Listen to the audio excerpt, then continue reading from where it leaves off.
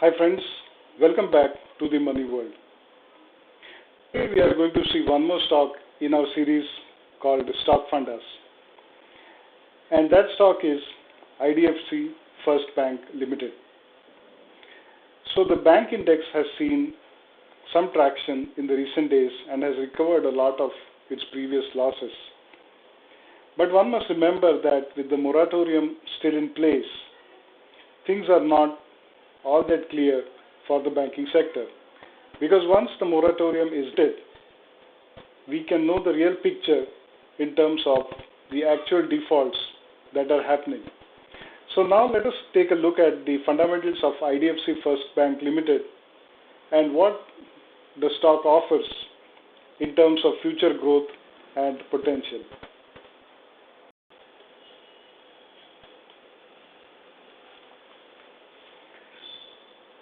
I downloaded this presentation from the website of IDFC First Bank under the investor section, and they have presented in great detail, just as they do at the end of every quarter. So this is the presentation at the end of quarter one of FY21, that is June 2020. And let us go through the key features of this presentation. It is very voluminous, so I would encourage you to go through it in detail, but let us quickly summarize what the key features are.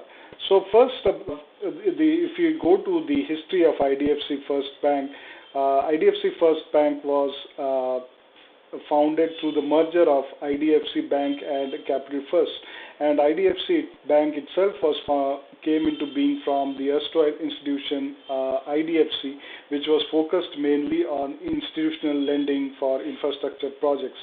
So on the one hand, we have IDFC Legacy, which is focused on big projects, infrastructure, and on the other hand, we have a very lean and mean organization called Capital First.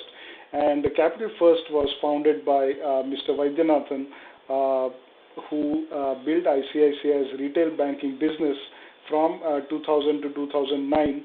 And after that, he branched off on his own and founded a venture for retail financing, personal loans, loan against property, two-wheeler loans, microfinance, etc., which was called Capital First. And this organization itself became quite big and financed almost 60,000 crore worth of loans. So the merger of Capital First and IDFC Bank, the aim is to leverage the advantages of an institutional a lending institution which focused on wholesale and an agile organization focused on retail. That is basically what these are the two key aspects of bank lending, and therefore to form a bank that can compete with the best in class. So if you look at the vision, and vision statements are always very lofty. They say that we want to create the world's best bank right here in India for aspiring consumers and entrepreneurs. So the aim is to create a full-fledged bank, something like HDFC Bank or ICICI Bank, and even something up to that scale. But we must now see that whatever steps are being taken, will it actually result in a bank like that? So if we come to the product offerings, we can see that the focus is clearly on retail lending. If you look at the kind of loans that are being offered here, and the focus is on consumer lending, retail lending, microfinance, as was with Capital First. And on the other side, in terms of attracting deposits, IDFC Bank has been very aggressive in setting up new branches, in coming up with a lot of attractive schemes. For example, I myself opened a bank with them because they are offering currently 7% rate of interest. Now you might wonder, is my money safe? Well, the answer is now with private banks, nobody can be 100% sure, because ultimately they are financed through private equity and the owners are private. But one must also remember that the government came up with, extended the insurance on deposits to 5 lakh now. So I feel safe parking up to 5 lakhs of my money in any new bank which has a decent record and good management. So I parked some of my funds in this, and currently they are offering, as I said, very attractive rates of interest. Of course, this I think is an introductory scheme. It may last for a few years, but once they build up the traction, these interest rates will be more in line with other leaders in that banking space. If you look at this, there is a lot of analysis, but the key takeaway is that earlier the focus was on institutional and big corporates. Now, after the merger of Capital First, IDFC First Bank wants to focus on retail lending, and you can see that the share of retail lending has gone up. Now, if you see, this year is 44 out of 112, is around 40%, whereas now the share of retail lending is 56 out of 104. So it is clearly around 55%. So this retail lending, I believe, is less risky and more remunerative, because the interest rates bank gets more interest from these loans rather than lending to corporates, especially lending to corporates like who are now in infrastructure or telecom and whose future is really uncertain. So here they talk about the gross and net NPAs, and this is a very beautiful chart which shows the net NPAs going down significantly. But remember, we must remember that this is pre-COVID. Post-COVID, there is a moratorium, and they talk about it in the subsequent slides. So these are the major projects where they have made provisions. Now,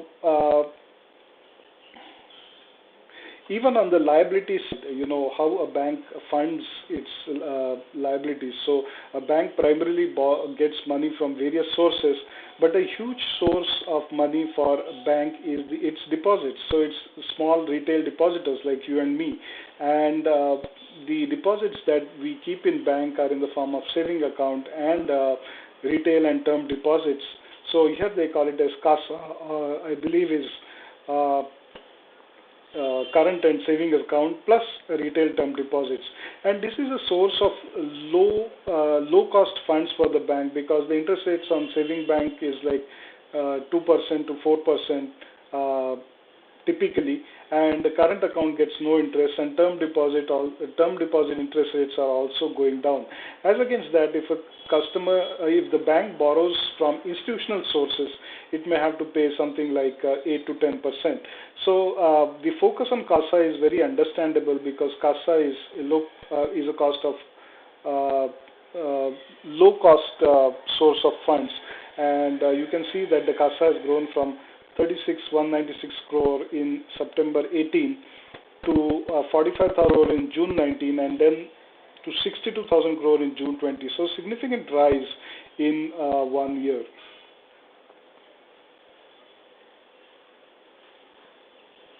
And here you can see the source of funds for the bank, and you can see that the CASA has grown significantly, and long-term borrowing has come down significantly, and this is going to improve the margins of the bank a lot. Because the bank gets money, where does the bank get money? That is the difference between what it pays to its depositors and what it gets from the loans it has advanced. And the higher the difference, the more will be the net interest margin. And the strategy of the bank clearly seems to be going towards a higher income margin, a higher interest margin, where they can actually, start showing good profitability in the coming days. Now, a very important scary factor before investing in bank stocks is COVID. And the government announced a moratorium where people could defer their installments for a certain amount of time, and this moratorium is still going on. So let us look at how much of the borrowers have availed the moratorium, because not everybody has not availed the moratorium, because anyway you have to pay the money sometime, and if I do not pay it now, then I have to pay interest on a bigger amount. So here we can see that for the second phase till date, the bank has provided moratorium to 28% of its customers based on value. And I think this is a very high amount, because even if a small percentage of this goes bad, then the NPA of the bank is going to increase significantly. So yeah, here they have, so it's going to be a wait and watch for the next couple of quarters. And here you can see the income statement, and the bank has turned the corner in the last couple of quarters. It's actually showing a small profit, and with its focus on the retail, as we discussed earlier, they expect this to grow rapidly in the coming days. With their branch network also increasing rapidly, they hope to attract more retail customers, provide more value-added services, and hope to increase their margins. Now, one of the areas of concern that we have here, which I feel is an area of concern, is that the whole team seems to be focused around one personality, and that is Mr. Vaidyanathan. And although he comes with a ton of experience around him, we do not see any other names on the website of the bank. No executive directors, no senior managers.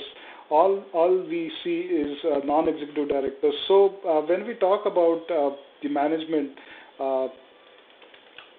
successful organizations are always led by very competent teams. And although I'm sure there is a team working in the background, their names are not apparent, and that is something I think that they need to be more clear about. And here they have given a detailed strategy which again focuses on growth of assets, retail liabilities, margin expansion, how to get better margins, and I think you need to go through that also. And so with this, I feel that this is a very good investment, although those who bought the stock at its lowest level of around 17 have been very lucky, because they have seen some appreciation already. But even at 32, this is a good stock, provided it doesn't face major backlash in the NPAs post-COVID when the moratorium comes off. So the next 2 quarters is going to be crucial for the company, and when they actually announce their results after the moratorium is lifted, that would give an indication. So I think we can buy this in small lots till that time and keep accumulating on dips. So that's all in this video today. Hope you enjoyed it. Do let me know your comments and feedback. And till next time, goodbye. Thank you.